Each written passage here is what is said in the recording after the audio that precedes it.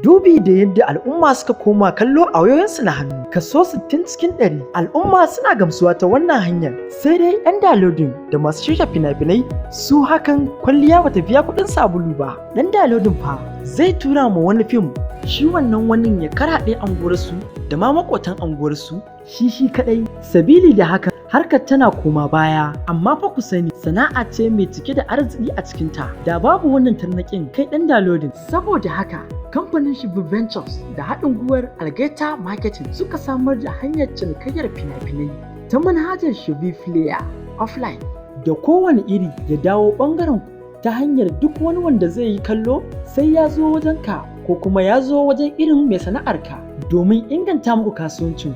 Dan downloading ba za ka sai posta ba, ba za ka amshi kuɗin fim ba ga mai kallo, sai dai mai kallo zai baka kuɗin kati ne kawai.